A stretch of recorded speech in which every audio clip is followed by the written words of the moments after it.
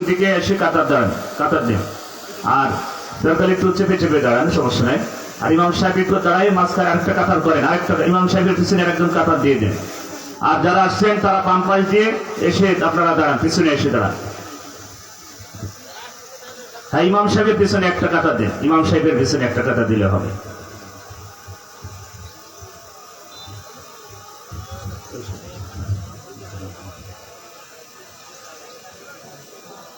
ঠিক ঠিক আছে, হয়েছে ইমাম সাহেব, হয়েছেন? আচ্ছা,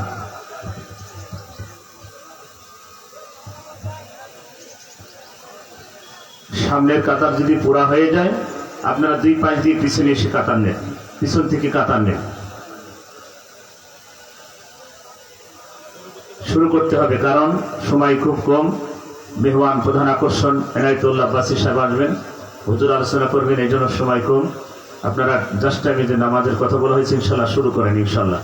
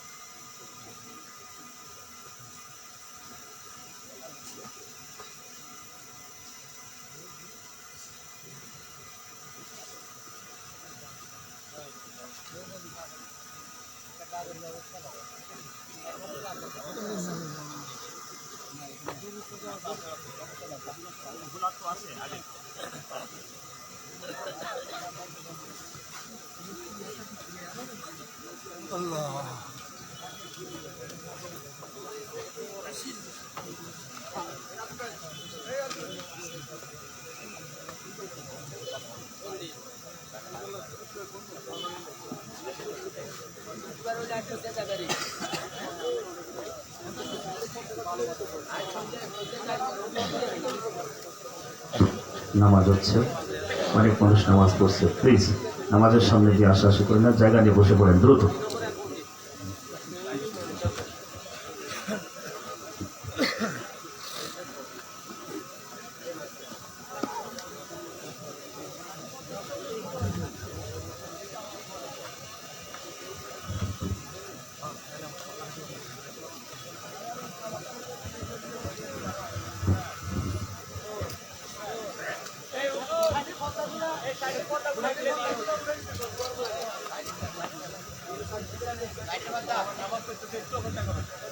ও ভলেন্টিয়ার আসলে পর্দা খুলে দেবেন, কেন প্রশ্ন চারিদিকে আটকানো হচ্ছে, গরম লাগছে, বুঝতে পারছি। আর সম্মানিত উপস্থিতি, আসসালামু আলাইকুম রহমতুল্লাহ। যদি নামাজ হয়েছে বসে পড়েন প্লিজ, রাস্তাঘাটে ঘোরা না ফেরা করে। এখনই আলোচনা করবো মুফতি আমির হামজা সাহেব, আজকের মাহফিলের প্রধান মুফাসসির, প্রধান মেহমান। আসার আগ পর্যন্তই তিনি কথা বলবেন, এই জন্য যে যেখানে আছেন দ্রুত এসে জায়গা নিয়ে বসে পড়েন। সম্মানিত ভাইরা, নিচে দিন, উপরে দিন, অত বড় ডান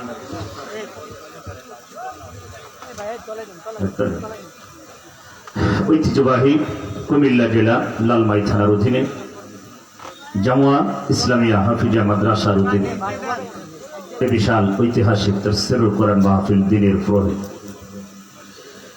আজকের এই তাফসীরুল কোরআন মাহফিলের সম্মানিত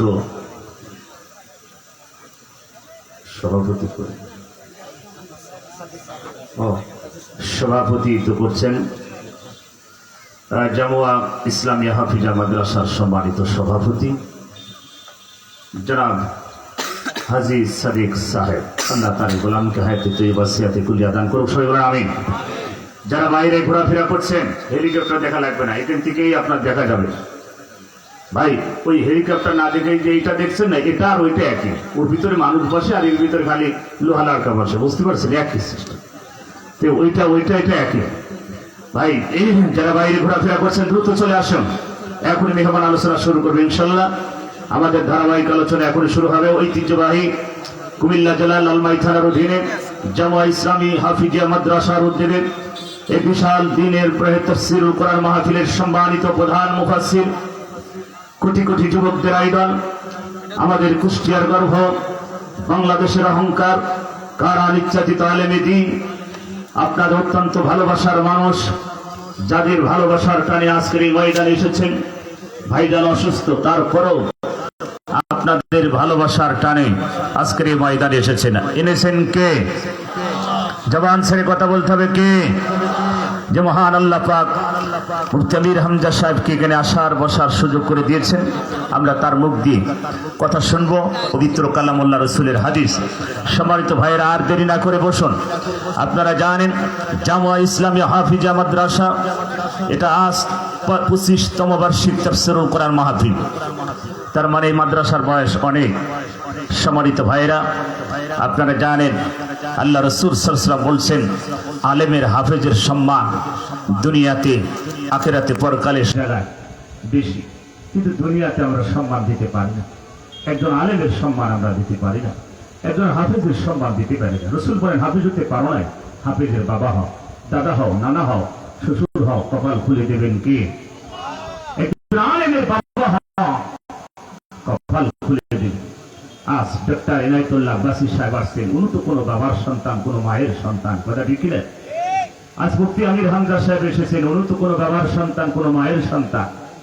ওই মা ধন্য, ওই পিতা ধন্য, যার পেট থেকে একজন নেককার সন্তান, একজন আলেম, একজন হাফেজ এসেছেন দুনিয়ায়।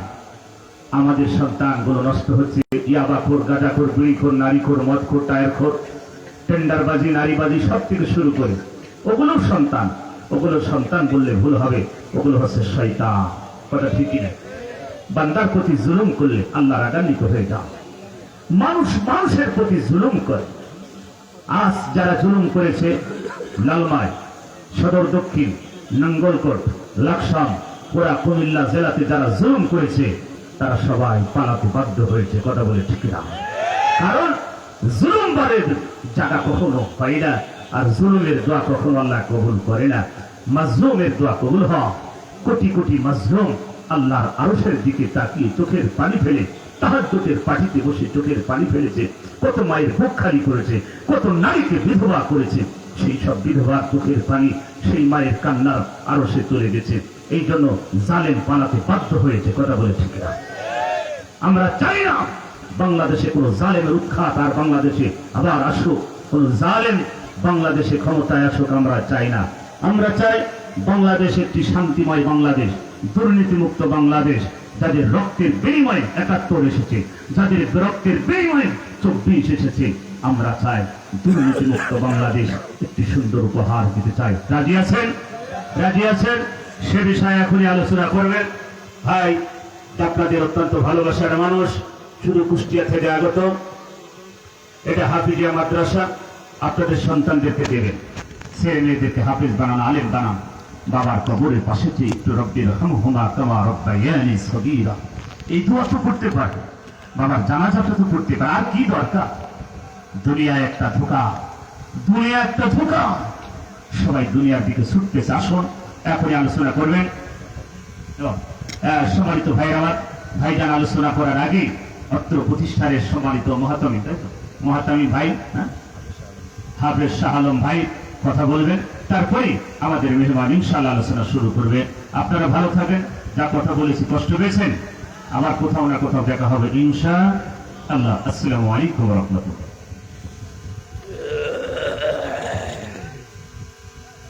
আসসালামু আলাইকুম ওয়া রাহমাতুল্লাহি ওয়া বারাকাতুহু। সম্মানিত উপস্থিতি, আপনাদেরকে জামুয়া মাদ্রাসার, জামুয়া বাহাদুরপুর গ্রামের পক্ষ থেকে, জামুয়া মাদ্রাসার পক্ষ থেকে, জামুয়া মাদ্রাসার ম্যানেজিং কমিটির সম্মানিত সদস্যবৃন্দদের পক্ষ থেকে, জামুয়া বাহাদুরপুরের যুব সমাজের পক্ষ থেকে আপনাদেরকে জানাই আন্তরিক শুভেচ্ছা ও অভিনন্দন। মহান রব্বুল আলামিনের দরবারে শুকরিয়া আদায় করছি যে আল্লাহ রব্বুল আলামিন আমাদেরকে আজকে এই তাফসীরুল কোরআন মাহফিলে আসার বসার সুযোগ দিয়েছেন। এই জন্য মনিবের দরবারে শুকরিয়া আদায় করি। সকলে আওয়াজ দিয়ে পড়ি আলহামদুলিল্লাহ। আপনাদের দোয়ার বরকতে আপনারা শুনে খুশি হবেন। আমাদের পরবর্তী যিনি আলোচক রয়েছেন, আন্তর্জাতিক খ্যাতি সম্পন্ন মুফাসসিরে কোরআন হযরত মাওলানা ডক্টর এনায়েতুল্লাহ আব্বাসী পীর সাহেব হুজুর, ইনশাআল্লাহ উনি হেলিকপ্টারে রওনা দিয়েছেন। হুজুর বলছে ইনশাআল্লাহ আমি ২:৩০টার ভিতরেই মাইক ধরার চেষ্টা করছি, বাকিটা আল্লাহর হাতে। যাই হোক, আপনারা চিন্তা করবেন না, হুজুর অসুস্থতার কারণে একটু লেট হয়ে গেছে। তারপরও আমরা বারবার অনুরোধ করছি, হুজুর একটু দোয়া করে চলে যাবেন, তারপর আশা লাগবে। আলহামদুলিল্লাহ, হুজুর মঞ্চে অসুস্থতা নিয়ে আসছে। গতকালকে গলার যে অবস্থা দেখেছি, আজকে আলহামদুলিল্লাহ তারপর হুজুর আমাদের সামনে উপস্থিত হয়েছে। যাই হোক, আমাদের স্বেচ্ছাসেবক যারা আছো, তোমরা তোমাদের দায়িত্ব যথারীতি পালন করার চেষ্টা করো। আমার কিছুই বলার নাই। সময় আমাদের একবারে খুব সংক্ষিপ্ত সময়। এই সংক্ষিপ্ত সময় আমাদেরকে প্রত্যেকটা ধাপ এগিয়ে যেতে হবে। আমি মাদ্রাসা সম্পর্কে শুধু দুইটা কথা বলতে চাই। মাদ্রাসাটা ২০০১ সাল থেকে শুরু হয়েছে ২০২৫ সাল পর্যন্ত। এখানে আমি এবং আমার ম্যানেজিং কমিটির সম্মানিত সদস্যবৃন্দরা রয়েছেন। ম্যানেজিং কমিটির সম্মানিত সভাপতি আজিজ সাদেক সাহেব রয়েছেন। আমাদের উপদেষ্টা কমিটির সম্মানিত সভাপতি জনাব মাস্টার আবুল হাসান সাহেব রয়েছেন। এবং আমার ডাইনে বামে যারা আছেন, তাদের মধ্যে অনেকে আছেন এই প্রতিষ্ঠানের দায়িত্ব পালন করেছেন। আজকে অতিথিবৃন্দ যারা রয়েছেন, তারাও এই প্রতিষ্ঠানের কোনো এক সময় কর্ণধার ছিলেন। আজকে তাদের মধ্য থেকে অনেকে বিদায় নিয়ে চলে গেছেন। তাদের জন্য হুজুরের কাছে দোয়া চাই, তাদের জন্য একটু কাজ করে দোয়া করবেন। এই বছরও আমাদের প্রতি বছর আমাদের মাহফিলগুলিতে আমরা ছাত্রদেরকে পাগড়ি প্রদান করে থাকি। এবছর শুনে খুশি হবেন যে আমাদের 5 জন ছেলে হাফেজ এবং একজন 8 বছরের মেয়ে, একটা 8 বছরের মেয়ে হাফেজা হয়েছে, আলহামদুলিল্লাহ বলে। আমাদের সম্মানিত সভাপতি সাহেব গত বছর থেকে শুরু করেছেন যে ছেলেগুলি হাফেজ হয় তাদেরকে একটি করে বাইসাইকেল উপহার দেন।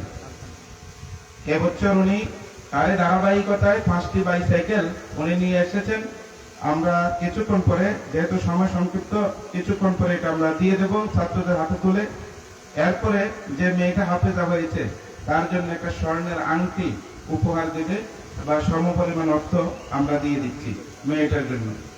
তো তাদের জন্য কাজ করে দেওয়া করবেন। আর মাদ্রাসার বর্তমান যে অবস্থা সেটা হচ্ছে আমাদের 3 তলার কাজটা আমরা শুরু করতে হবে, 2 তলার কাজ বাকি রয়ে গেছে। আমাদের আর্থিক কিছু সমস্যা আমরা আছি, আমাদের সামান্য কিছু ঋণ আছে। সবকিছু মিলে আপনারা অতীতে যেভাবে সহযোগিতা করছেন এইভাবে আপনারা সার্বিক সহযোগিতা আমি আপনাদের থেকে আশা করি। এবং যুবক সমাজের জন্য খাস করে একটু যুবক শ্রেণী যারা আজকের এই মাহফিলটা অক্লান্ত পরিশ্রম করে, জামুয়া বাহাদুরপুরের যুবক শ্রেণী তারা অনেক কষ্ট পরিশ্রম করেছে, আমি হুজুরের কাছে তাদের জন্য দোয়া চাই। খাস করে তাদের জন্য, যুবকদের জন্য একটু খাস করে দোয়া করবেন।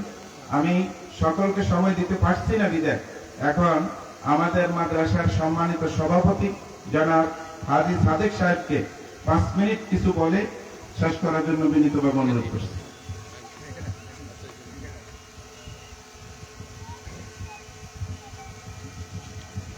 বিসমিল্লাহির রহমানির রহিম। সম্মানিত উপস্থিতি, আসসালামু আলাইকুম ওয়া রাহমাতুল্লাহি ওয়া বারাকাতুহু। আমরা মহান রব্বুল আলামিনের কাছে আমরা কৃতজ্ঞতা প্রকাশ করি, আমাদেরকে আল্লাহ এই মাহফিলে আসার জন্য তৌফিক দান করছে। আমরা সকলে বলি আলহামদুলিল্লাহ। এই প্রতিষ্ঠানের প্রতিষ্ঠাতা জনাব রঙ্গ মিয়া সাহেব, উনি এই দুনিয়াতে নাই, ওনাকে যেন আল্লাহ জান্নাতবাসী করে, আমরা তার জন্য হুজুরের কাছে দোয়া চাইতেছি। ঠিক আছে।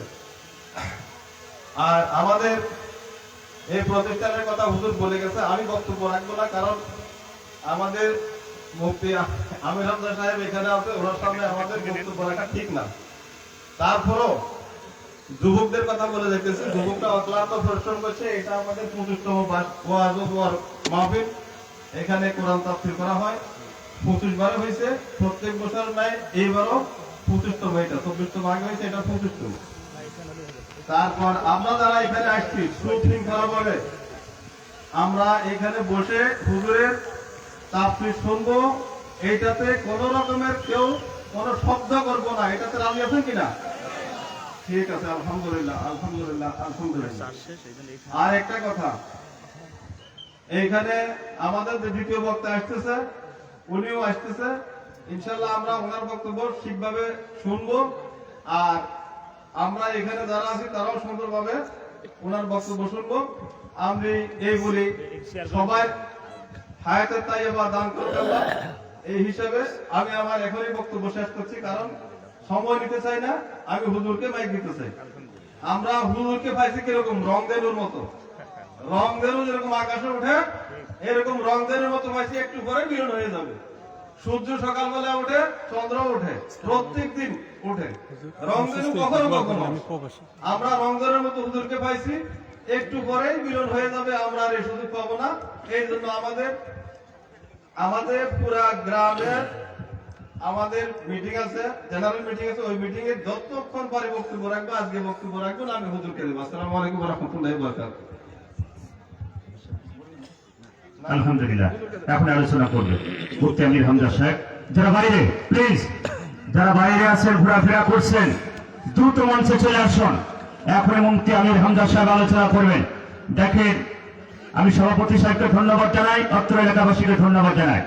হাফেজ ছাত্রদের 5 জন হাফেজ ছাত্রদের বাইসাইকেল, যিনি 8 বছরের মেয়েটি কোরআনের হাফেজ, তার জন্য সামনের আংটি অথবা তার সমপরিমাণ একটা সম্মান দেওয়া হবে। বাজার দুনিয়ায় সম্মান, পরকালে কি সম্মান আমার আল্লাহ দেবেন। পরবর্তী দিন আবার আসি, সে বিষয়ে আলোচনা হবে। হাফেজদের সম্মান কেমন, আলেমদের সম্মান বিষয়ে আলোচনা হবে। হ্যাঁ, 18 লক্ষ টাকা এই পর্যন্ত সভাপতি সাহেব দিয়েছেন। আল্লাহ বলছেন, লা ইন শাকারতুম লাযীদান্নাকুম, বান্দা নিয়ামতের শুকরিয়া আদায় কর, আমি নিয়ামত বাড়াই দেব। বাড়ানোর মালিক কে?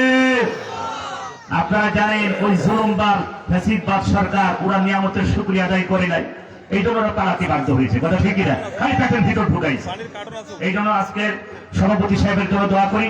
আজকের মাদ্রাসার মুহাতামিম সাহেব তিলে তিলে মাদ্রাসাটা গড়ছেন, আমি তার জন্য দোয়া করি, এলাকাবাসীর জন্য দোয়া করি। আল্লাহ যেন এই প্রতিষ্ঠানখানে কামত পর্যন্ত জারি রেখে দেয়। সমস্ত শিক্ষক ছাত্র তাদের মেধা যোগ্যতা বৃদ্ধি করে দিই। প্রতিষ্ঠান যেন এলাকার একটি নাম করা প্রতিষ্ঠানে আল্লাহ যেন কবুল করেন। হাফেজ ছাত্রদের মেধা চিঠি বলে দিন, যারা আছেন আল্লাহ তাদেরকে বড় হাফেজ আলেম বানান। সবাই আমিন। এখনই তিনি আলোচনা করবেন আমাদের কুষ্টিয়ার গর্ব, কোটি কোটি যুবক জেলাই দল আলহাজ হাফেজ মৌলানা মুফতি আমির হামজা হাফিজাহুল্লাহ। আসসালামু আলাইকুম ওয়া রাহমাতুল্লাহ। আসসালামু আলাইকুম ওয়া রাহমাতুল্লাহ। এই মাইকে দিকে ঘুরিয়ে দেন, কানের দিকে দেন, আওয়াজ বাড়িয়ে দেন। এই যে বক্স ঘুরিয়ে দেন, রিভাব দেন। আপনি গলা ভেঙে গেছে, আপনারা দাঁড়িয়ে থাকবেন না, বসে।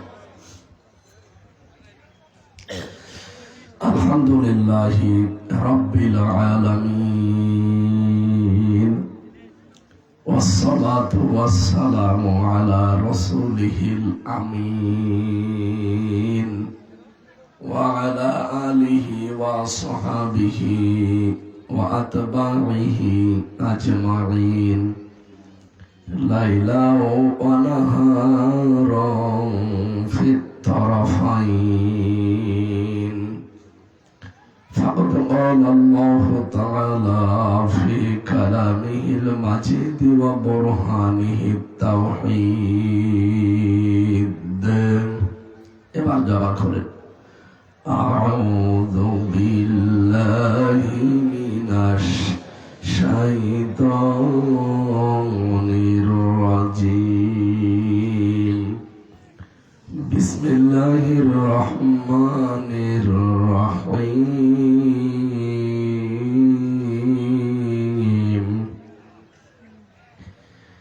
يا أيها الناس إن وعد الله حق فلا تغرنكم الحياة الدنيا ولا يغرنكم بالله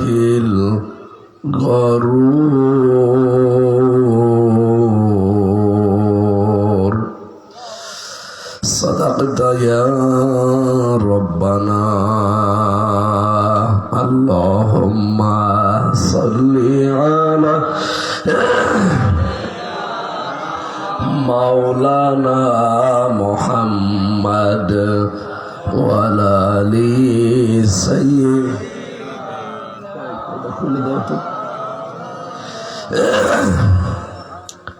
আলহামদুলিল্লাহ, কুমিল্লা জেলার লালমাই থানার অন্তর্গত নাকি জামোয়া ইসলামিয়া হাফিজিয়া মাদ্রাসার 25তম বাৎসরিক ঐতিহাসিক তাফসীরুল কোরআন মাহফিলের স্মরণধন্য সভাপতি জনাব হাজী সাদেক সাহেব, আমার আরাফাতের ভাই। আল হাজ্জ ইয়াহদিমু মা কানা ক্বাবলা, বিশ্বনবী জানিয়েছেন যে হজ করে ওটা যদি কবুল হয়ে যায় তাহলে তার পেছনের যত অপরাধ ছিল আল্লাহ সব মাফ করে দেয়। সভাপতি যেহেতু একজন হাজি, ওনার হজ যদি আরাফাতের ময়দানে আল্লাহ কবুল করে থাকেন, ওনার পেছনের সব অপরাধ আল্লাহ মাফ করে দিয়েছেন।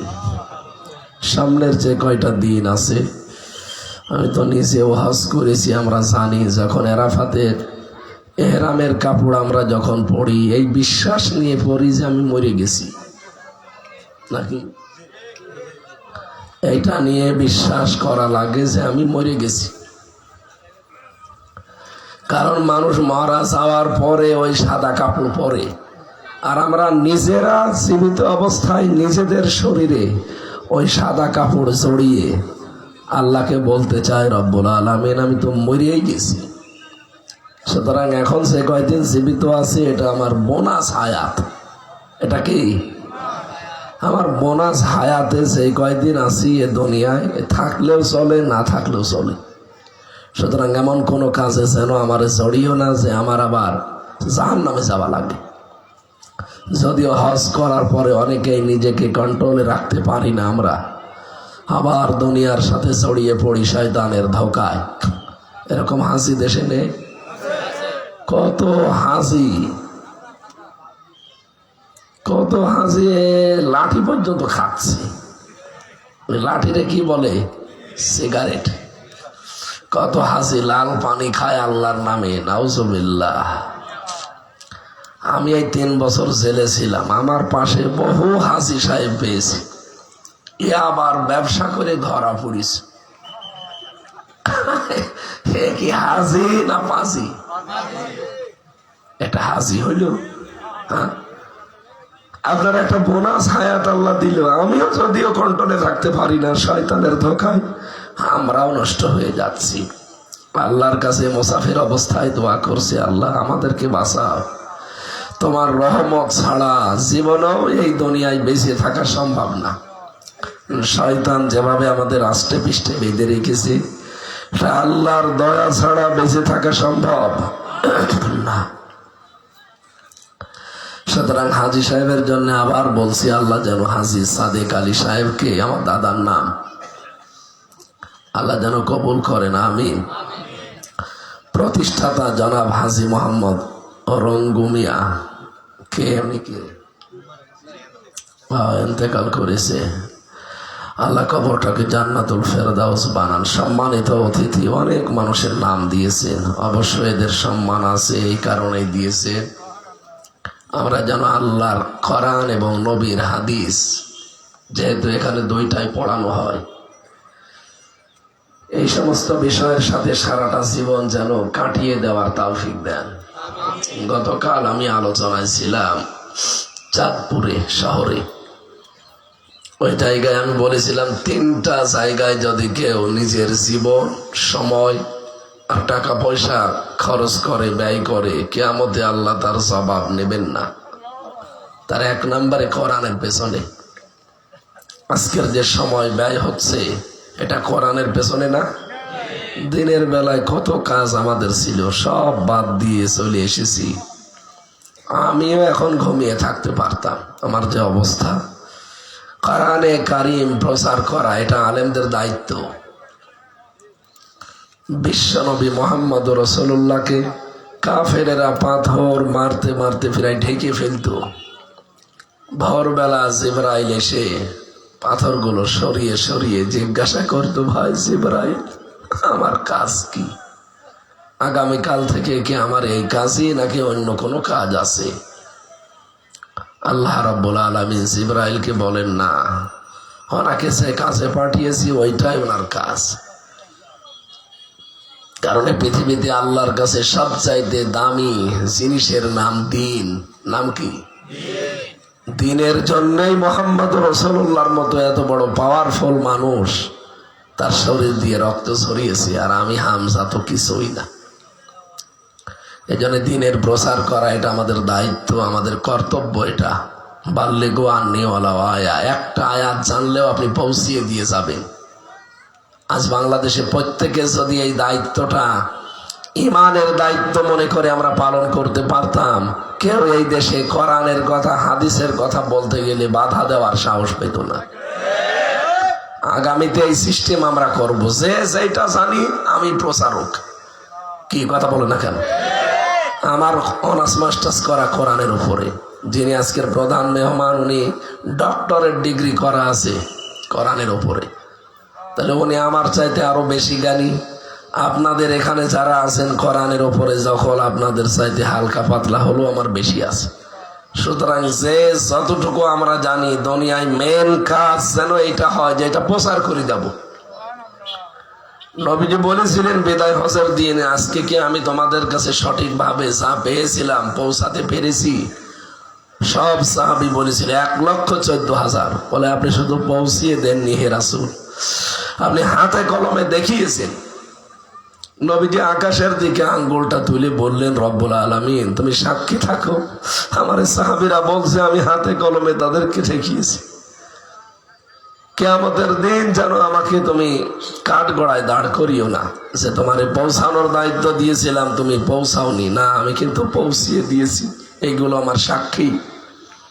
আর তোমরা যারা আমার সামনে আছে তোমাদের দায়িত্ব এই কথাগুলো কিয়ামত পর্যন্ত যারা আসবে তাদের কাছে ধাপে ধাপে পৌঁছাতে থাকবে।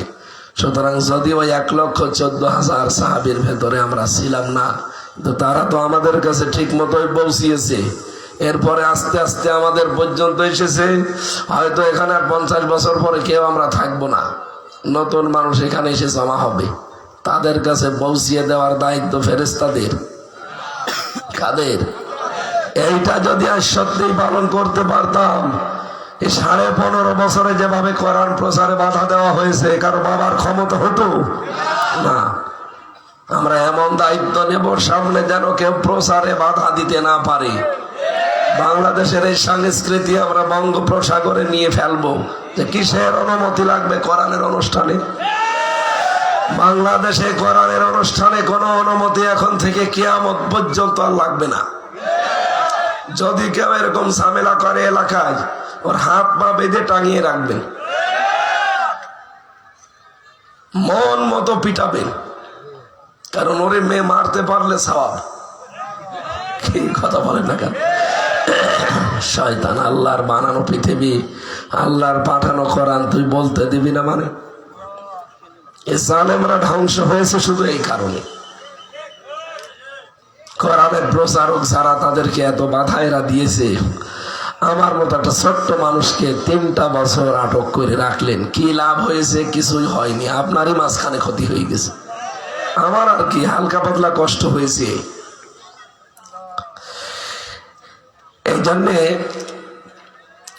যারা সম্মানিত অতিথিবৃন্দর নাম আমি দেখতে পাচ্ছি, যে তোমার কণ্ঠ ভাঙা, আর যেহেতু মেহমান আসবেন আমি ভাঙ্গা ভাঙ্গা কণ্ঠে কিছু কথা বলছি, সবার জন্য দোয়া করে নিলাম।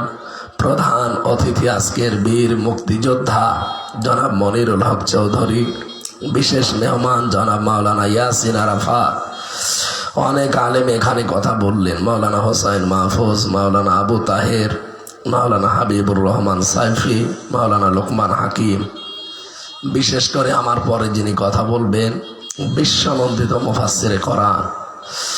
বাংলাদেশে রাম আর বামদের জন্য একটা আতঙ্কের নাম ছিল, জনাব ডক্টর এনায়েতুল্লাহ আব্বাসী ওয়াসিদ্দিকী পীর সাহেব হুজুর আসবেন কিছুক্ষণের ভেতরে ইনশাআল্লাহ। এ মাদ্রাসার হাফিজ সাহেবের জন্য দোয়া করে এত সুন্দর করে সাজিয়েছেন। কোরআনের জন্য বললাম কোনো অর্থ খরচ হলে কিয়ামতে অর্থের জবাব দেওয়া লাগবে না। আজকের যে সুন্দর বাসর ঘরের মতো সাজিয়েছেন, এ পুরাটাই সাদাকা। 2 নম্বরে, যদি কেউ পরিবারস্থ লোকদের জন্য খরচ করেন বৈধ পথে, আপনার বউ বলছে ডিশ এন্টিনা লাগিয়ে দিলে হয় না, আপনি দিলেন, এটা জবাব দেওয়া লাগবে না। বলেন বলেন।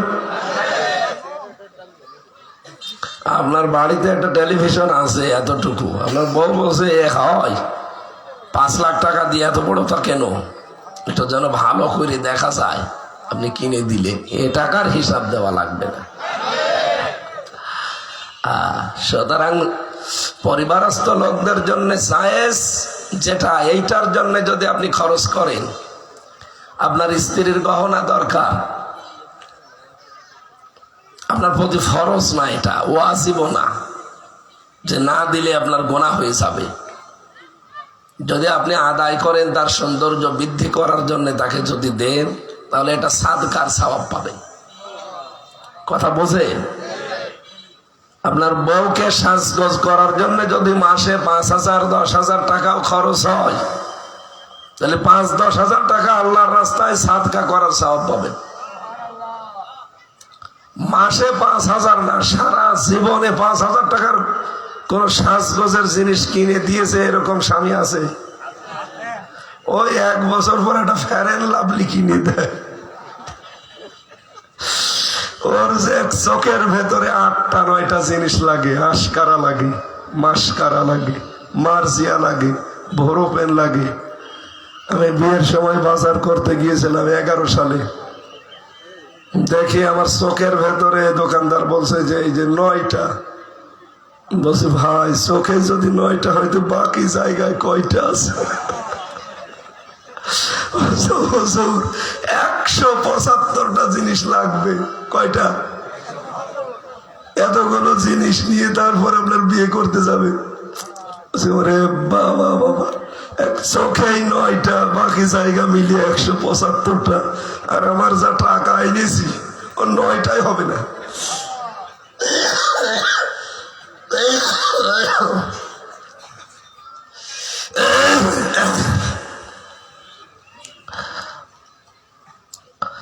এখানে স্ত্রীকে সাজগোজ করার জন্য, পারিবারিক জীবনে ছেলে মেয়ের জন্য, মা বাবার জন্য যে খরচ করা হয়, এই খরচের হিসাব আল্লাহ নেবে না। 3 নম্বরে, জিহাদের ময়দানে যারা কাজ করে, এই মানুষগুলোর পেছনে যদি আপনি খরচ করেন, যেতে পারেন না নিজে, যারা জিহাদের ময়দানে কাজ করছে তাদের পেছনে খরচ করা, ওই সম্পদের হিসাব দেওয়া লাগবে না। বাংলাদেশে এখন সশস্ত্র জিহাদ আছে। এই জবান খোলেন, বাংলাদেশে সশস্ত্র জিহাদ আছে। কি জিহাদ আছে? দাওয়াতের এইটাও একটা জিহাদ। এই যে আমরা দাওয়াত দিতে এসেছি, 15 বছরে কত কঠিন ছিল না? এই দাওয়াতটা এইভাবে দিতে 14 জায়গায় অনুমতি নেওয়া লাগতো। এখন আল্লাহ উন্মুক্ত করে দিয়েছে। সুতরাং এই দাওয়াতের ময়দানটা আমাদের কাজে লাগানো দরকার। আপনি যদি নিজে এগুলো করতে না পারেন, যারা করে তাদের পেছনে থাকবেন। এই কথা বুঝতেছেন? এই জন্য জিহাদের ময়দান যেহেতু এখন বাংলাদেশে সবচাইতে বড় জিহাদ, কোরআন প্রচার করা, কোরআন প্রতিষ্ঠা করা। সামনে যদি এরকম কোন সময় আসে যে কোরআন প্রতিষ্ঠা করার জন্য আপনাকে কাজে লাগাতে হবে, আপনি কাজে লেগে পড়বেন। এটার জন্য যদি আপনার মিছিল করা লাগে করবেন, যদি দল করা লাগে করবেন, যদি আপনাকে ভোট দেওয়া লাগে দেবেন। কারণ ওইটাও একটা জিহাদ। আপনি মনে করেন না যে ভোট দেওয়া এ দুনিয়ার কাজ। কে বলিস আপনাকে? ভয়কার ভোট, রয়াকার অন্তস্থ রায়, সিদ্ধান্ত, সমর্থন, এগুলো কোরআনে কারিমের আমানত শব্দের ব্যাখ্যা। মারিফুল কোরআন আল্লামা শফি তাফসিরে দিয়েছে। 5 নম্বর পারা, 6 নম্বর পৃষ্ঠা, 5 নম্বর লাইনে দেখবেন আছে আজটা, ইন্নাল্লাহা ইয়া'মুরুকুম আন তুআদ্দুল আমানাতি ইলা আহলিহা। অবশ্যই আমি আল্লাহ তোমাদের সবাইকে আদেশ দিলাম। এই আদেশ কি শুধুমাত্র মুসলমানদের? ইয়া'মুরুকুম, একমের ভেতরে হিন্দু আছে, বৌদ্ধ আছে, খ্রিস্টান আছে।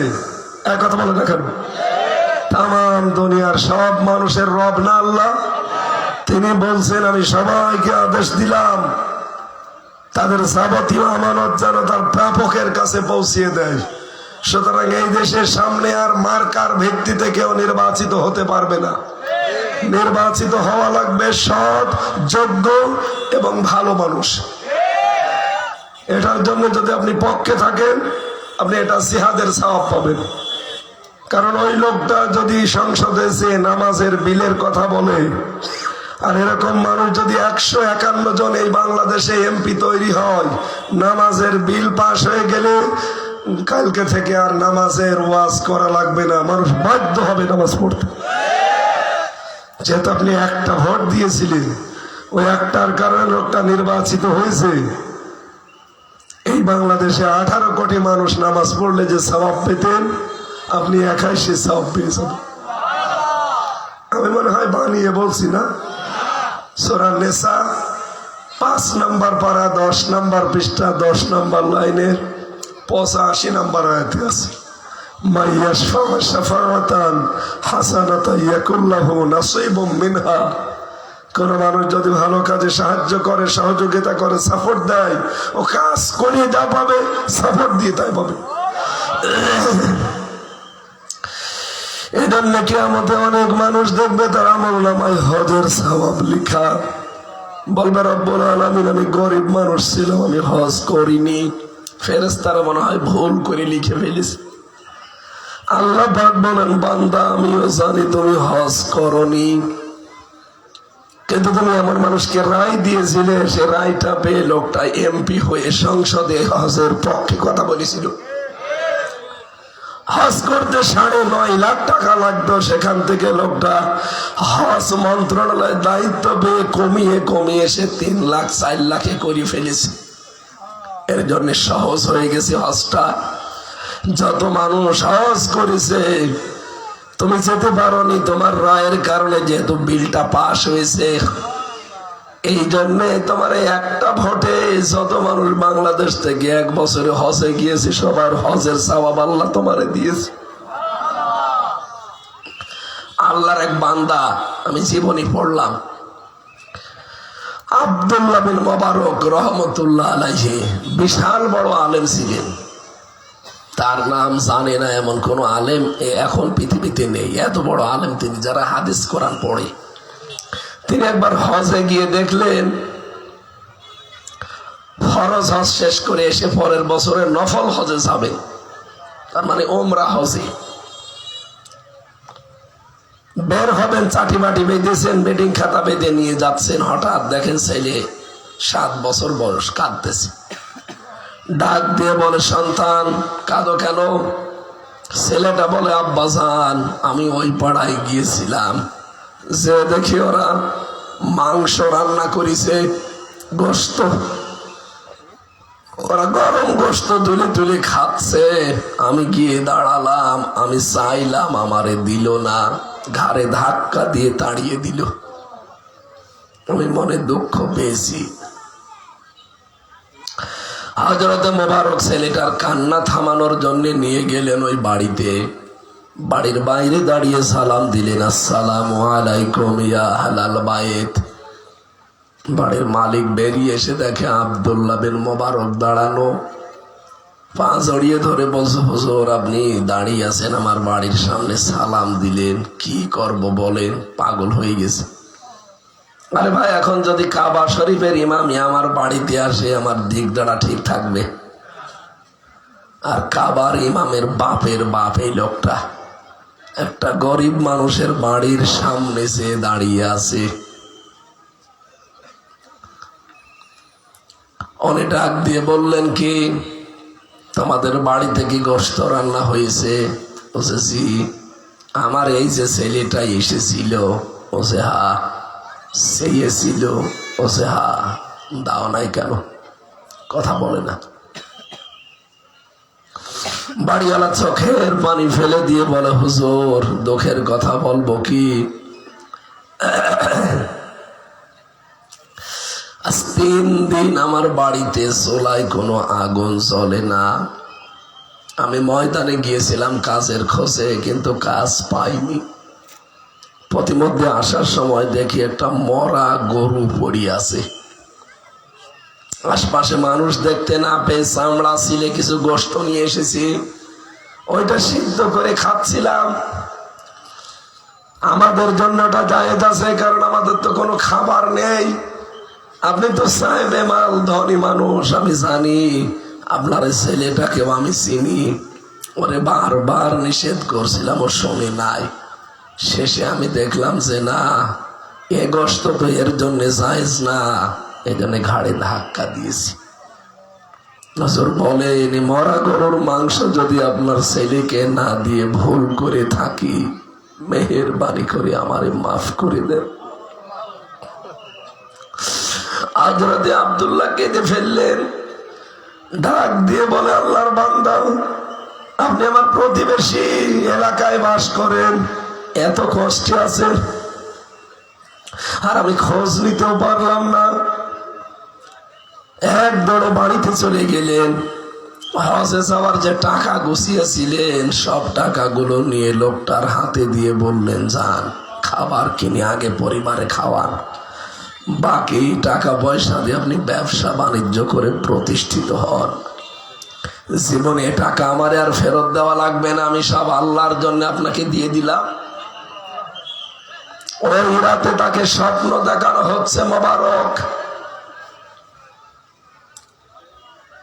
তোমার যে স্যাক্রিফাইস, তোমার যে হজ, এই গরিব বেচারার জন্য তুমি যে নফল হজের টাকাটা দিয়ে যা করলে উপকার, আল্লাহ এত বেশি কবুল করেছে। এবার এই টাকাটা যত লক্ষ মানুষ হজে এসেছিল, তোমার এই দানের ওসিলায় আরাফাতের সব হাজিদের হজ আল্লাহ কবুল করে নিয়েছে।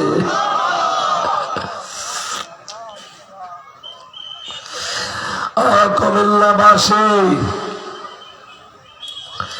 এই মানুষগুলোর সিদ্ধান্ত দেখেছেন, তাদের যে কাজ কারবার দ্বারা ইসলাম বুঝেছিল কি করে, আর আমরা ইসলাম কোথা থেকে কি অবস্থায় কিভাবে বুঝি, আমার তো কিছুই ব্রেনে ধরে না। যেহেতু মেহমান আসবে এখন, এই জন্য আমরা তেলাওয়াতকৃত আয়াতে যাচ্ছি। তাফসীর লিখে দিয়েছেন, হক আদায় করা দরকার। সূরা ফাতির 5 নম্বর আয়াতটা পড়েছি। ফাতির মানে কোন চিহ্ন ছাড়া, কোন নমুনা ছাড়া কিছু তৈরি করতে যিনি পারেন তিনি কে?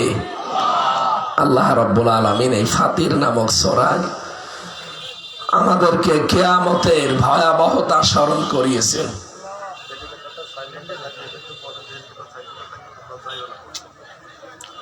এখানে অনেকক্ষণ থাকবে হেলিকপ্টার। এখন তো 2টা বাজে, অন্তত 4টা পর্যন্ত তো থাকবে। কারণ ওনার আবার মাগরিব পড়া লাগবে ঢাকায়, যে আমি তো জানি ওগুলো। ওরা 3:45 আগে ছাড়তে পারবে না, এখানে থাকবে। অনেক সময় আছে হুজুর, 1-1.5 ঘন্টা কথা বলতে পারবে ইনশাআল্লাহ। আমার কথাগুলো আমরা শেষ করি নাকি সবাই মিলে আগে হেলিকপ্টার দেখে আসি? আরে ভাই, হেলিকপ্টার যদি কোরআনের মাহফিল রেখে আপনি দৌড় দেন, আমার মনে হয় এখন যদি রাস্তা দিয়ে পরিমণি হেঁটে যায়, সব একবারে দৌড় দেবে, বলবে হুজুর আগে আল্লাহর নিয়ামত দেখে আসি, এরপরে আমরা মোনাজাত করে নেব। না, একটা হেলিকপ্টার যদি আপনাকে এখান থেকে তুলে নিয়ে চলে যায়, আপনার মহাব্বত কোরআনের চাইতে হেলিকপ্টারের উপরে বেশি। আর যদি কেউ দেখতে চান, একটু তাড়াতাড়ি চলে যান, সে দেখে তারপরে আসেন।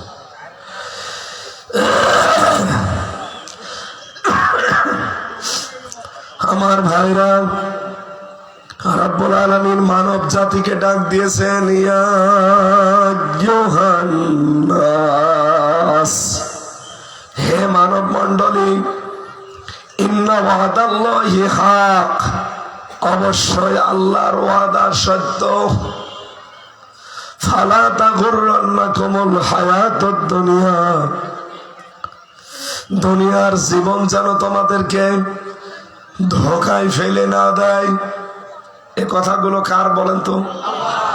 এর ভেতরে হালকা পাতলা একটু সন্দেহ আছে। আমি যে বিশ্বাস করি এ কথাকে 100%, আপনারা আরো জোরে বলেন। ওয়ালা ইয়াগুররান্নাকুম বিল্লাহিল গরুর, তোমাদেরকে যেন সেই মহাপ্রবঞ্চক, তার মানে শয়তান, ও যেন ধোঁকায় ফেলে না দিতে পারি আমি আল্লাহ সম্পর্কে তোমাদের। এই জন্য খুব সতর্ক থাকবা তার ব্যাপারে। ইন্নাশ শাইতানা লাকুম আদুউন, অবশ্যই শয়তান তোমাদের শত্রু। কে বলছে? আরো জোরে বলেন। আমরা যদি শয়তানকে শত্রু মনে করি, ও কি আমাদের বন্ধু মনে করবে?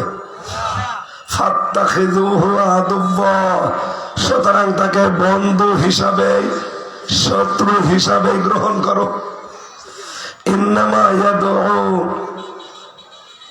হিজবাহু লিয়াকুনু মিনাস সাহাবিস সাঈর, অবশ্যই শয়তান তার দলবলকে ডাক দেয় জাহান্নামে সাঈরে, যেন একসাথে যেতে পারে। কারণ শয়তান তো আর কোনোদিন জান্নাতে যেতে পারবে? শয়তানকে আল্লাহ 2টা জিনিস থেকে বঞ্চিত করে দিয়েছে। 1 নম্বরে শয়তানকে কোনোদিন আল্লাহ ক্ষমা করবে না। 2 নম্বরে শয়তানকে কোনোদিন আল্লাহ জান্নাত দেবে না। কয়টা? আরো জোরে। যেহেতু জান্নাত যেতে পারবে না কোনোদিন, এই জন্য ইন্নামা ইয়াদউ হিসবাহু, তার দলবলকে সে ডাকে। ইয়াদউ এটা মোজারে, বর্তমান, ভবিষ্যৎ, প্রেজেন্ট, ফিউচার। এখন ডাকছে, ভবিষ্যৎ বলতে কিয়ামত পর্যন্ত ডাকতেই থাকবে। লিয়াকুনু, যেন সে নিয়ে যেতে পারে মিনা সাহাবিস সাঈর। সাঈর নামে জাহান্নামের একটা দরজা আছে, ওই দরজা দিয়ে সে যেন ওর দলবলকে ওর সাথে নিয়ে যেতে পারে। পরীক্ষা হবে সে কতদিন পরে কিয়ামতে। এখনই আল্লাহ প্রশ্নপত্র পাঠিয়ে দিলেন যে এই এই হতে যাচ্ছে। আমরা যারা এখানে লেখাপড়া করি, পরীক্ষা দেই, সেদিন পরীক্ষা হবে তার আগের দিন প্রশ্নপত্র দিয়ে দেয়, বা যেদিন হবে ওদিন সকালে দেয়, যখন হবে তার 1 ঘন্টা আগে দেয়, 1 মিনিট বলেন, আরো যখন 1 মিনিট পরে দেবে, ঘন্টা বাজানোর পর। এই পরীক্ষার জন্য যদি এত প্রস্তুতি নেওয়া লাগে যে পরীক্ষার প্রশ্ন হাতে নেই, 1 ঘন্টা আগেও দেবে না, যখন হবে তার 1 মিনিট পরে দেবে, ঘন্টা বাজানোর পর। অথচ কিয়ামতের পরীক্ষা কত পরে, সে প্রশ্নপত্র আল্লাহ আগে আমাদের কাছে দিয়ে দিয়েছেন। কথা বলে না কেন? এরপরও যদি কেউ আমরা ফেল করি, আমার মতো কপাল পোড়া আর নেই। শয়তান ধোঁকা দিয়ে আমাদেরকে বোকা বানাবে, এটা ওর কাজ। আর আমরা ধোঁকায় পড়বো না, এটা আমাদের কাজ। এক কথা বলে না কেন? আমি যে কথা বলছি, আমিও তো শয়তানের ধোঁকা থেকে মুক্ত না।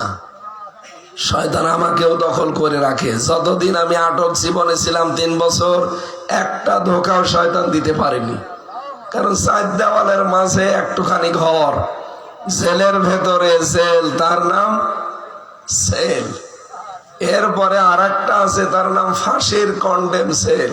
আমি ওই জায়গায় থাকতাম। ওখানে দুনিয়ার যোগাযোগ বিচ্ছিন্ন, মোবাইল থেকে বিচ্ছিন্ন, সব কিছু থেকে বিচ্ছিন্ন। মেয়ে লোক তো নেই। তা আমি গোনাটা যে করব কি দিয়ে? 24 ঘন্টা ইচ্ছা থাকলেও গোনা করতে পারতাম না, কারণ গালি দেওয়ারও কায়দা নেই। আপনি গালি দেবেন কারে? কেউ তো নেই। সিসি ক্যামেরা দিয়ে রেখেছে, ওখান থেকে দেখতো যে কে কি করে। এই যে 3টা বছরে অন্তত বাইরে 1 বছর এসেছি, এই 1 বছরের তুলনায় ভেতরে যে ছিলাম তার তুলনায় গোনা এখন কম হচ্ছে না বেশি হচ্ছে? ওই 3 বছরে যদি গোনা 5টা হয়, এই 1 বছরে আমার মনে হয় 1000টা হয়ে গেছে।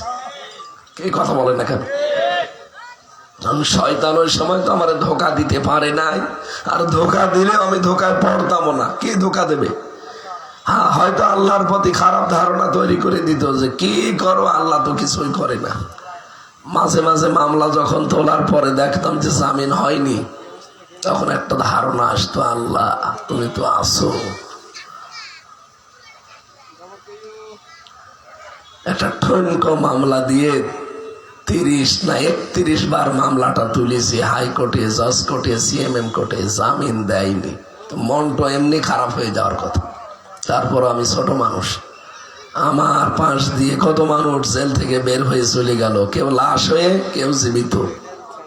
বহু মানুষ আমি লাশ হতে দেখেছি, বহু মানুষ জীবিত বের হয়ে গেছে।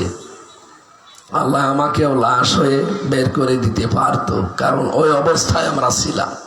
ফাঁসির কন্ডেম সেলে যারা থাকে, ওরা একটা জিন্দা কবরে থাকে। আপনারা তো ওই ঘর দেখেননি, এমন ভয়ঙ্কর। বলেন জেলের ভেতরে জেল, ওইটার নাম সেল। ওর পর আবার আরো ভয়ঙ্কর, সেটার নাম কবর সেল। কবরের মতো, এদিকে 1.5 হাত, ওইদিকে 3.5 হাত। আপনি যে কাঁধ হয়ে ভালো করে পা মেলিয়ে শোবেন না, সেরকম জায়গাও নেই। কবর সেল এত কঠিন।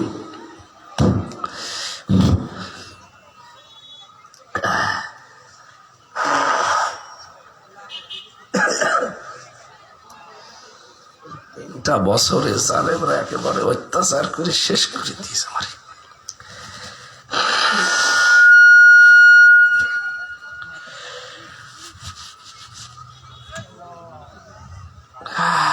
এমন কোন টর্চার যা করেনি ওরা, শরীরটা একদম ভেঙে ফেলিস, হাড় গোড় সব নড়বড়ে করে দিস। এরপরও আবার এই 7-8 দিন অসুস্থ। মাহফিলগুলোতে আসতে চাচ্ছি না, কিন্তু কর্তৃপক্ষ তো জোর করে নিয়ে আসে। আজকে রাতে যেখানে আছে নোয়াখালী, এর চাইতে 10 ডবল আয়োজন তাদের, প্রায় 50 লাখের উপরে তাদের খরচ। এই যে সংবাদ পাঠিয়েছে, এখন যদি বলি যে আমি আর পারছি না, গেলাম না, ও মায়ের খাবে না জনগণের কাছে? কমিটির লোকজনের কি বলবে মানুষ? বলবে দরকার নেই, হুজুর নিয়ে এসে দরকার হয় বসিয়ে রাখেন, তাও দেখে বাড়ি যাব। এই দেখে বাড়ি যাব, বসিয়ে রাখেন, বসিয়ে রাখতে গিয়ে যে সালাম, আমার এদিকে শরীরে সাপোর্ট দেয় না, আমার এদিকে কণ্ঠ সাপোর্ট দেয় না, তারপরও জোর করে বলতে গেলে যতটুকু আছে আরো বসে যাচ্ছে। এটা মাথার উপরে দাও, এটা লক্ষ্য, ওই মাথার উপরে দিয়ে একটু বাতাস দাও। আমার ভাইরা, শয়তানকে যেহেতু রব্বুল আলামিন জানিয়েছেন, শয়তানকে বন্দনা শত্রু হিসাবে গ্রহণ করা লাগবে। শয়তানও কিন্তু এই পৃথিবীতে 20 প্রকার মানুষকে শত্রু মনে করে। কয় প্রকার? আর 10 প্রকার মানুষকে সে বন্ধু হিসাবে মেনে নিয়েছে। তাও দুনিয়ার খ্রিস্টান, ইহুদি, বৌদ্ধ, মুশরিক এদের ভেতরে না। নবীজি একদিন মসজিদে নববীর পাশে যে পাহাড়, এই পাহাড়ের পাদদেশ দিয়ে যাচ্ছিলেন, হঠাৎ তিনি দেখতে পেলেন শয়তান হেঁটে যাচ্ছে। ডাক দিলেন, ওই এদিকে আয়। কোথায় যাস? বলছে আমার বন্ধু আছে, তার কাছে আমি কিছু যোগাযোগ বিচ্ছিন্ন ছিল, ওইগুলো এখন ঠিক করার জন্য যাচ্ছি। তোর আবার বন্ধুকে? শয়তান ওই দিন নবীজিকে বলেছিল, হে রাসূল, এই পৃথিবীতে আপনার উম্মতের ভেতরে আমার 10 প্রকার বন্ধু আছে, খুব ভালো করে খেয়াল করে মিলাবেন। শয়তানের বন্ধু কয় প্রকার? আরো জোরে। আমি তাফসীর থেকে নোট করেছি এগুলো। শয়তানের কাছে বন্ধু হিসাবে 10 প্রকারের নাম রাসূলের কাছে বললেন। আবার বলছি, ইহুদি, খ্রিস্টান, বৌদ্ধ, মুশরিক, মাজুসি এদের ভেতরে না, হে নবী আপনার উম্মতের ভেতরে আমার 10 প্রকার বন্ধু আছে। তাহলে আমরা নবীর উম্মত না? বলেন বলেন বলেন। আমাদের ভেতরে কয় প্রকার বন্ধু শয়তানের? 10 প্রকার বলছি, দেখেন আপনি ওর ভেতরে আছেন কিনা। যদি থাকেন তাহলে ওই কাজটা আজকে ছেড়ে দেওয়া লাগবে। বলেন না কেন? আল্লাহ রাব্বুল আলামিন 1 নম্বরে শয়তান ওই দিন নবীজির সামনে বলেছিল, আউয়ালুল ইমামুল জাহের,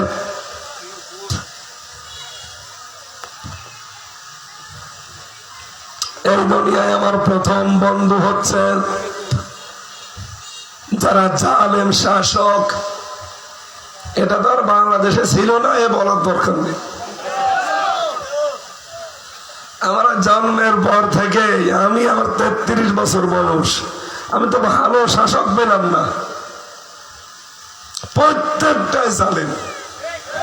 এই কথা বলেন না কেন? হয় তার নিজের উপরে জুলুম করে, নাই পরিবারের উপরে করে, নাই রাষ্ট্রের জনগণের উপরে করে। জুলুম যারা করেছে তাদের এই জুলুমের কারণেই কিন্তু জুলুম করে করে এই দলের মানুষগুলো, সে যে দলের লোক হোক, নেতা যারা তারা আঙ্গুল ফুলে কলা গাছ হয়ে যায়, কর্মী যারা ওরা এত অসহায় হয় শেষ পর্যন্ত চাঁদাবাজির পথ বেছে নেয়। আজ আগস্টের 5 তারিখের পর থেকে যারা চাঁদাবাজি করছে, আমি এদেরকে শুধু দোষ দেই না, এরা সেই দল করে, সেই দলের নামে চাঁদাবাজি করে, তাদের দলে কোটি কোটি টাকার মানুষ আছে না? এই কথা বলেন না কেন? তারা কি সব আসমান থেকে টাকা নিয়ে এসেছে? তারা ঠিক ক্ষমতায় থাকাকালীন এই টাকাগুলো বানিয়েছে। এই জন্য বিচার শুধু এই 15 বছরের না, আমরা চাই যারা দায়িত্বে আছেন এখন, বিশেষ করে দুর্নীতি দমন কমিশন, এই 54 বছরে যেইভাবে দুর্নীতি করে বাম হাতের ইনকাম দিয়ে সম্পদের পাহাড় তৈরি করেছে, একটাকেও যেন ছাড়া না হয়। এটা যদি ছেড়ে দেন, আগামী থেকে যারা আসবে দেখবেন ওরা ঠিক আবার এইভাবে আরম্ভ করবে। এখন যদি আমরা শেকড় কেটে দিতে পারি না, আমি হঠাৎ এখন যদি 5 কোটি টাকার মালিক হয়ে যাই, দুদক আমারে ধরবে না? এই কথা বলেন না কেন? বলবে যে আপনার জ্ঞাত আয় বহির্ভূত সম্পদ, কোথায় পেলেন আপনি সম্পদ? আপনি কে মনে করেন এই 15.5 বছরের আগে যারা ছিল দায়িত্বে, তাদের টাকা ছিল না? কোটি কোটি টাকার মালিকের নাম আমি জানি। বিএনপিতে, জাতীয় পার্টিতে, অন্যান্য বাম দলে এবং ইসলামপন্থীদের ভেতরে অনেকের এত টাকা, ও যদি কিয়ামত পর্যন্ত হায়াত পাও তাও ওই টাকা শেষ হবে না। অথচ 15.5 বছরে সে তার কর্মীর খোঁজ নেয়নি। তাদের তো কোনো সমস্যা নেই, তাদের ছেলে মেয়েরা এদেশে থাকেও না, সব থাকে মালয়েশিয়া, থাইল্যান্ড, আমেরিকা। আমি আগস্টের 5 তারিখের পরে কয়টা সফর ছিল মালয়েশিয়া, সিঙ্গাপুর।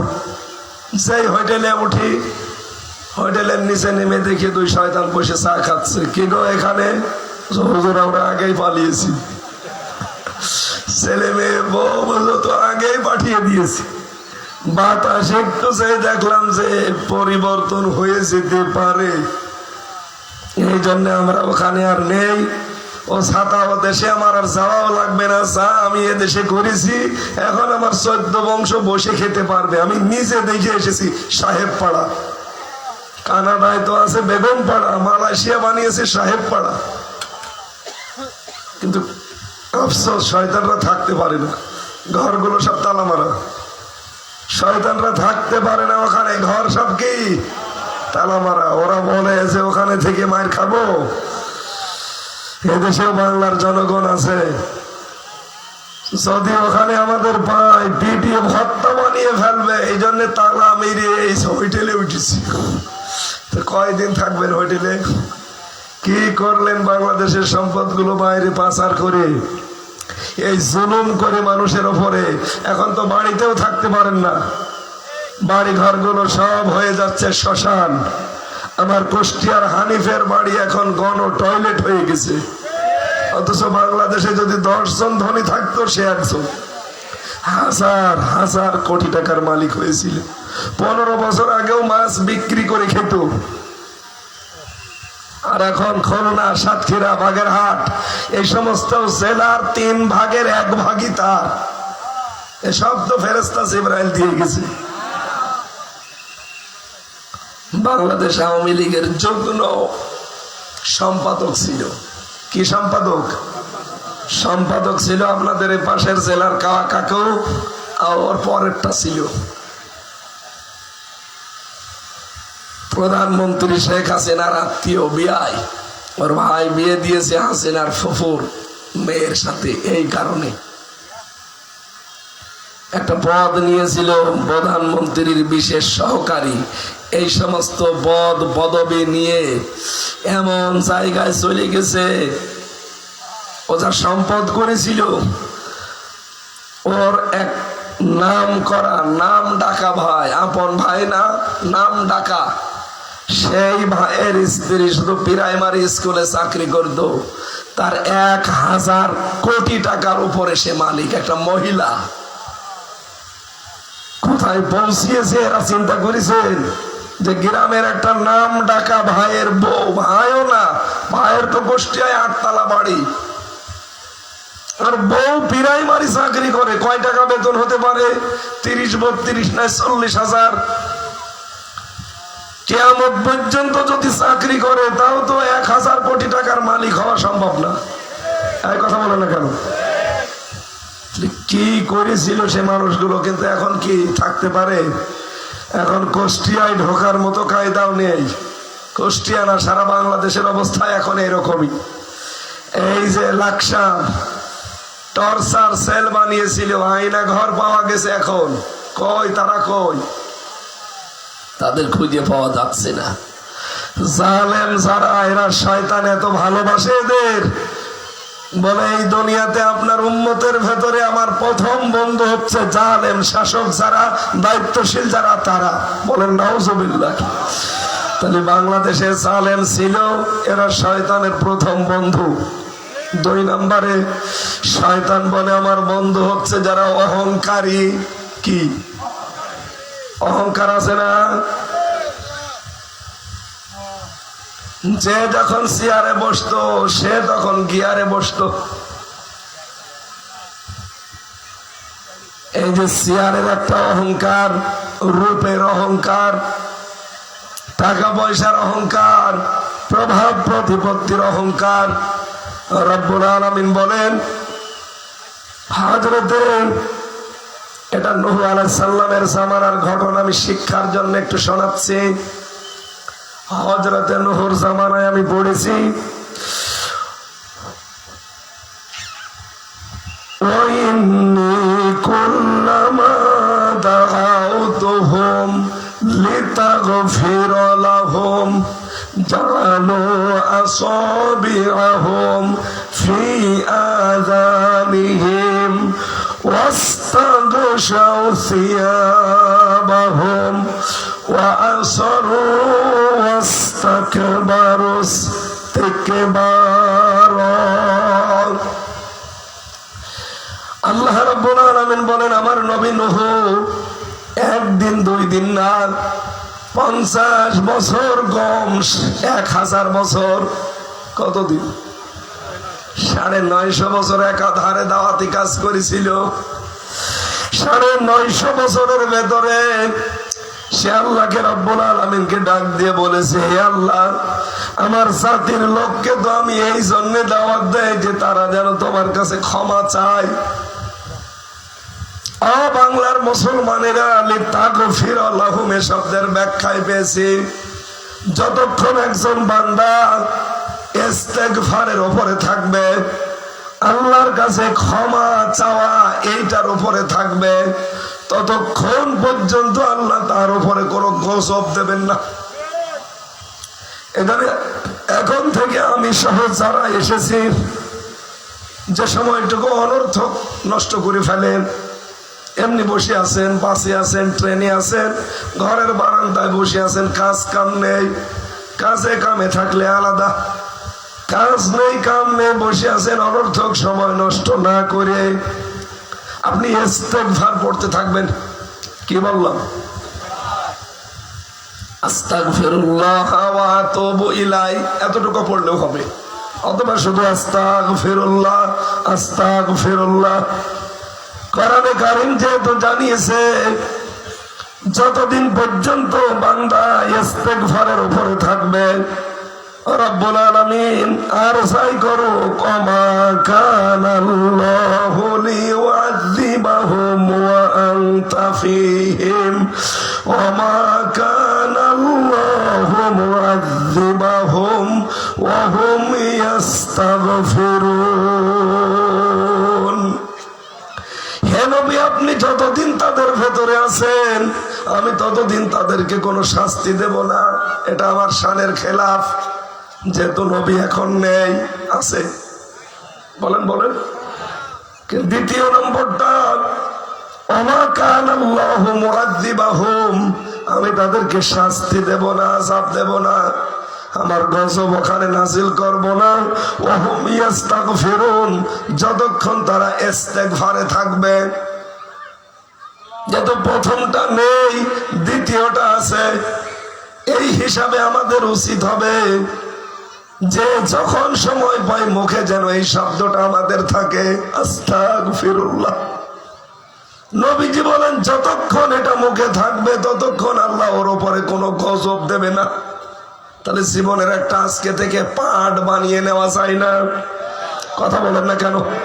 যতদিন আছি অন্তত মুখে যেন এটা থাকে, যতক্ষণ থাকবে আযাব আসবে না। যখন তখন আপনার ওযু থাক না থাক, গোসল ফরজ হয়েছে, অসুবিধা নেই, আস্তাগফিরুল্লাহ পড়তেই থাকবে। হযরতে রাবিয়া বসরির কাছে নাকি হাসান বসরির কাছে 4 জন লোক পর পর এসেছে। একজন বলে, হুজুর আমার সন্তান নেই, একটু দোয়া করেন। উনি বললেন আস্তাগফিরুল্লাহ পড়ো। আর একজন এসে বলে, হে রাসূল আমার সম্পদ আদি ফসল আদি নেই, আপনি একটু দোয়া করেন, আস্তাগফিরুল্লাহ পড়ো। আর একজন এসে বলে, হে রাসূল, ডাক দিয়ে বলেছে তার কাছে যে আল্লাহর বান্দা হাসান বসরি আমার সন্তান আদি হয় না, আপনি একটু দোয়া করেন। উনি বললেন আস্তাগফিরুল্লাহ পড়ো। 4 জন লোক পর পর এসেছে, 4 জনকেই কি দোয়া দিলেন বলেন বলেন। ওনার যে মরিদ ছিল ডাক দিয়ে বললেন, হুজুর যে লোক আসে শুধু এক দোয়া করতে বলেন, সব রোগের এক ঔষধ। আমি এটা জেলখানায় দেখেছিলাম, 10,000 মানুষ আমরা, ডাক্তার একজন মহিলা, যেই যাই একই ওষুধ দেয়। ওখানে কোনো ওষুধ নেই, ওই প্যারাসিটামল আর নাপা। যদি বলেন মাথা ব্যথা ওইটাই, পেট ব্যথা ওইটাই, নোনো ব্যথা ওইটাই। আমার নিচে একটা ছেলে থাকতো 22-23 বছর বয়স, এত দুষ্টু। ওই যে গাঁজা নিয়ে ধরা পড়িস, শয়তান এত দুষ্ট, গাঁজা খাওয়ার জন্য ধরে নিয়ে গেছে পুলিশ, জেলে দিয়েছে। ও জেলে যে গাঁজা লাগিয়েছে, গাঁজার গাছ লাগিয়েছে। জেলার এসে বলছে, আরে শয়তান, গাঁজা খাওয়ার জন্য পুলিশ তোরে জেলে দিল, আর তুই গাঁজার গাছ এই জেলের ভেতরে লাগিয়েছিস, এত বড় বড় হয়ে গিয়েছিল। আমি ওই দিন দেখলাম যে গাঁজার গাছ এরকম হয়। আল্লাহর ইশারা ওর ওই লজ্জাস্থান ফুলে এরকম মোটা হয়ে গেছে। ওখানে তার কোনো বললাম চিকিৎসা নেই, ওই গেছে সিরিয়াল হিসাবে আমার দাঁড়ানো লাগে।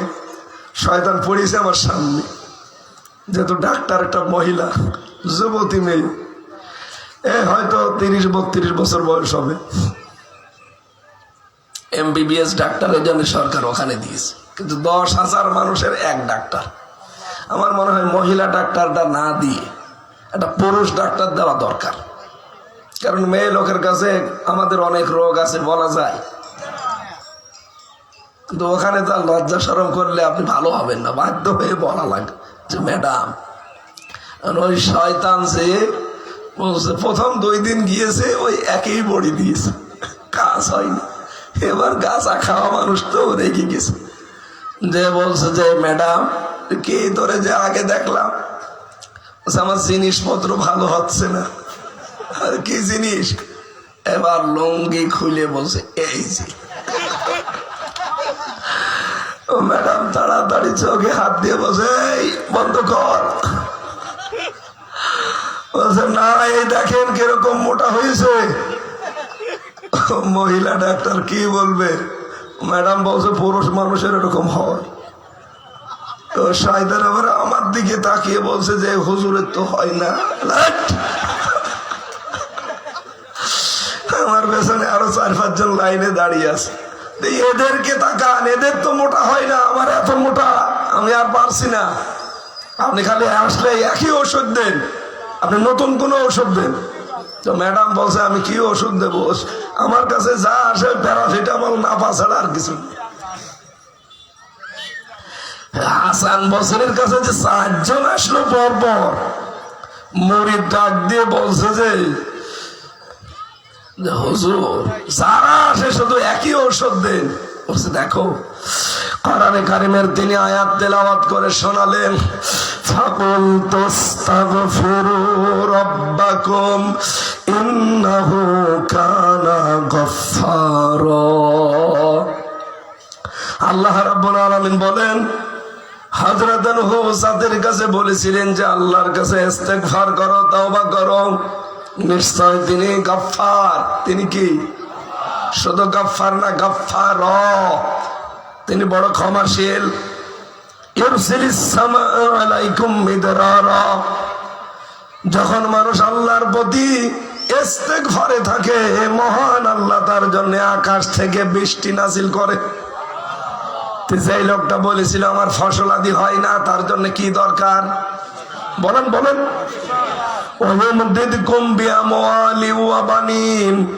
আল্লাহ বৃদ্ধি করে দেয় তার মাল এবং সন্তান। যে লোকটা বলেছিল আমার ছেলে মেয়ে হয় না, তার কি দরকার? ওয়াজাআল লাকুম জান্নাত, যে লোকটা বলেছে আমার বাগান আদি সব নষ্ট হয়ে যাচ্ছে, জান্নাত মানে বাগান, জান্নাত মানে কি? ওয়াজাআল লাকুম আনহার, নহরের বহু বছর, আনহার নদী, নহর। তার মানে 4টা দোয়া এর ভেতরে আছে। যাদের যাদের যে যা প্রয়োজন আল্লাহ এই আয়াতের ভেতরে দিয়েছে, আমি তো এইটাই তাদেরকে শুনিয়ে দিলাম যে ইস্তেগফার করো, সন্তানাদি আল্লাহ দেবে। মেয়েরা যারা এসেছেন, আজ কত মেয়ে ছেলে 2 বছর 5 বছর 10 বছর সন্তান হয় না, তখন বাজারে যায়, মাজারে যায়, বাবার কাছে যায়। এই কথা বলেন না? কিছুক্ষণ আগে একজন এসেছিল আমার কাছে, হুজুর পানি পড়ে দেন।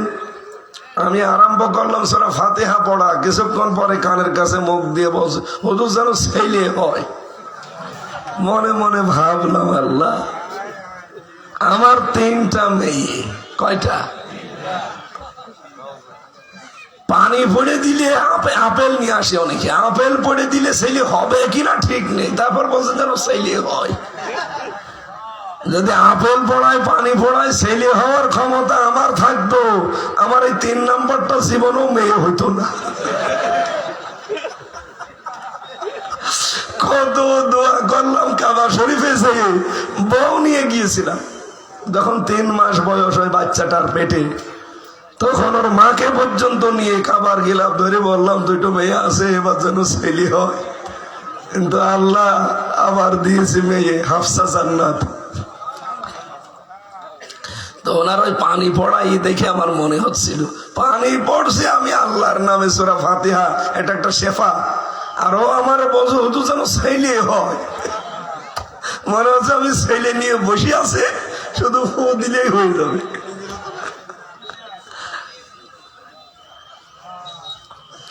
একবার বগুড়া না কোন জায়গায় যেন মাহফিলে একটা বয়স্ক মতো, আমার ছাড়া বড়, এসে আমারে বলছো হুজুর এই যে টাকা নেন। কত গরিব মানুষ তো, 200 টাকা দিয়েছে, নতুন টাকা 200 টাকা দিয়ে। কি এই টাকা কিসের?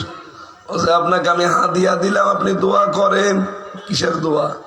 বলছে আমার ছেলে মেয়ে হয় না, আমি একটা ব্যবসায়ী মানুষ, আজ 10 বছর আমার বাচ্চা কাচ্চা নেই, সংসার এখন টিকা দেয়, আপনি একটু দোয়া করেন, এই 200 টাকা নিন, আমি একটা ব্যবসা করি ছোটখাটো। টাকা ওরে দিয়ে বললাম দাঁড়ান, আমার পকেট থেকে 500 টাকা একটা নতুন টাকা বের করে বললাম এই নেন। হুজুর 200 টাকার পরিবর্তে 500 টাকা দিচ্ছে। বললাম যে রে ভাই, দোয়া দিয়েই যদি ছেলে মেয়ে হয়ে যেত, আমার পরপর 3টা মেয়ে হয়েছে, এখনো ছেলে মেয়ে ছেলে হয় না, আর আপনি এসেছেন বারবার মেয়ে হয় না। হ্যাঁ, ওই লোকটার মেয়ে ছিল, মেয়ে হয় ছেলে হওয়ার জন্য দোয়া নিতে। দোয়া দেওয়াই কাজ না, দোয়া করেন আমি আমার কাছে না, আল্লাহর কাছে করেন। কত মানুষ আমরা এই যে আমল গুলো বাদ দিয়ে শুধু পরনির্ভর হয়ে বাবার প্রতি, কবরের প্রতি, মাজারের প্রতি, দরগার প্রতি, দরগার প্রতি না, আপনি ইস্তেগফারের আমল চালু করেন। আমাদের জাতির পিতা হযরত ইব্রাহিম 86 বছর পর্যন্ত কোন সন্তান তিনি পাননি। কত বছর? আরো জোরে বলেন। 86 বছর তিনি আমল করেছিলেন। আল্লাহ তোমার কাছে আমি চাই সন্তান, রব্বি হাবলি মিনাস সালিহিন। হাতে নিয়ে তাকবীর দিও একটু পরে, উনি যখন নেমে আসবে তখন। আমায় শেষ করি পয়েন্টগুলো, তাহলে আপনারা হয়তো কিছুটা পাবেন। 3 নম্বরে শয়তান বলে, হে রাসূল আপনার উম্মতের ভেতরে আমার বন্ধু হচ্ছে যারা কৃপণ ধনী, 4 নম্বরে যারা খেয়ানতকারী, 5 নম্বরে যারা পণ্য ক্রাইসিস করে, 6 নম্বরে, 7 নম্বরে যারা জেনাকারী, 8 নম্বরে যারা সুদখোর, 9 নম্বরে যারা বখিল, 9 নম্বরে 10 নম্বরে যারা মাদক দ্রব্য খায় এবং আমদানি করে, নবীজির উম্মতের ভেতরে কয় প্রকার মানুষ পেলাম শয়তানের বন্ধু? আমরা কেউ কে 10 প্রকারে, কে 1 প্রকারেও আছি। আল্লাহ আমাদেরকে যেন 10 প্রকার থেকে মুক্ত করেন। ওই দিন শয়তান নবীজির কাছে বলেছিল, হে রাসূল, আপনার উম্মতের ভেতরে 20 প্রকার মানুষ আমার শত্রু, 10 প্রকার মানুষকে তো আমি বন্ধু মনে করি, আর 20 প্রকার মানুষকে আমি শত্রু মনে করি। সেই 20 প্রকারের প্রথম প্রকার এই যে এইটা, যারা তাওবাকারী, সব সময় যারা ইস্তেগফার করে, এই মানুষগুলো শয়তানের শত্রু। আমরা কি বন্ধু হতে চাই না শত্রু? আরো জোরে বলেন। সুতরাং আজকে থেকে আমলটা ওযু থাক, গোসল থাক, পাক থাক, নাপাক থাক, যে কোনো অবস্থায় সব সময় মুখে লাগিয়ে রাখবেন আস্তাগফিরুল্লাহ। বলেন আস্তাগফিরুল্লাহ, আস্তাগফিরুল্লাহ, আস্তাগফিরুল্লাহ। মেহমান আসতেছে, আমরা বিস্তারিত আর বলতে পারছি না, আর আমার এমনি কণ্ঠ ভাঙা। উনি আসলে আমরা বিস্তারিত কথা শুনবো ওস্তাদের কাছে ইনশাআল্লাহ। আসসালামু আলাইকুম। নারায়ে তাকবীর। প্রধান মেহমানের আগমন, শুভেচ্ছার স্বাগতম, প্রধান মেহমানের আগমন, শুভেচ্ছার স্বাগতম। কুমিল্লাবাসীর পক্ষ থেকে, লাল গোলাপ শুভেচ্ছা, লাল মায়ের পক্ষ থেকে, লাল গোলাপ শুভেচ্ছা, জামুয়ার পক্ষ থেকে, লাল গোলাপ শুভেচ্ছা, মাহফিলের পক্ষ থেকে, লাল গোলাপ শুভেচ্ছা, এই কমিটির পক্ষ থেকে লাল গোলাপ শুভেচ্ছা, ডক্টর মোহাম্মদ এনায়েতুল্লাহ আব্বাসী সাহেবের আগমন, শুভেচ্ছা স্বাগতম, ডক্টর মোহাম্মদ এনায়েতুল্লাহ আব্বাসী সাহেবের আগমন, শুভেচ্ছা স্বাগতম। কুমিল্লাবাসীর পক্ষ থেকে, লাল গোলাপ শুভেচ্ছা, জামুয়ার পক্ষ থেকে, লাল গোলাপ শুভেচ্ছা, নারায়ে তাকবীর। আল্লাহু আকবার। মাহফিলের পক্ষ থেকে, লাল গোলাপ শুভেচ্ছা, মুফতি আমির হামজা সাহেবের পক্ষ থেকে, লাল গোলাপ শুভেচ্ছা, এই মাহফিলের পক্ষ থেকে, লাল গোলাপ শুভেচ্ছা, নারায়ে তাকবীর। আল্লাহু আকবার। সভাপতি ভাইয়ের পক্ষ থেকে, লাল গোলাপ শুভেচ্ছা, মাদ্রাসার পক্ষ থেকে, লাল গোলাপ শুভেচ্ছা, নারায়ে তাকবীর। আল্লাহু আকবার। আলহামদুলিল্লাহ। বসেন বসেন, এই সবাই এসে বসে পড়েন। ভাইজান, সম্মানিত ভাইয়েরা, আজকের মাহফিলের প্রধান আকর্ষণ মধ্যমণি, শুধু ঢাকা থেকে আগত আমাদের মাথার তাজ অভিভাবক, কোটি কোটি যুবকদের আইডল, এদেশের যিনি ইসলাম প্রচারে যে অগ্নি সৈনিক হিসাবে যিনি কোরআনের দাস দিয়ে যাচ্ছেন, কুমিল্লাবাসী আমাদের মাঝে মঞ্চে অবস্থান করছেন। নারায়ে তাকবীর। ডক্টর মোহাম্মদ এনায়েতুল্লাহ আব্বাসী সাহেবের আগমন, নারায়ে তাকবীর। মাহফিলের পক্ষ থেকে সম্মানিত ভাইয়েরা, মেহমান আসছেন। ভালো আছেন? সম্মানিত ভাইরা বসেন। রাস্তাঘাটে কেউ থাকবে না, হেলিকপ্টারে ওখানে কেউ থাকবে না। প্রশাসনের ভাইরা, আপনারা প্রয়োজন হলে লাঠি চার্জ করেন, কারণ কারো ছাড় দেওয়া যাবে না। মাহফিলের জন্য আসছে, হেলিকপ্টারের জন্য আসে নাই। ও কিন্তু সবাইকে বিদায় করে দেন, ও কিন্তু সবাইকে ময়দানে পাঠিয়ে দেন। দয়া করে হেলিকপ্টার পরে দেখবেন, হুজুর যখন যাবে তখন দেখবেন। এখন ময়দানে চলে আসেন প্লিজ, আপনারা সবাই চলে আসেন।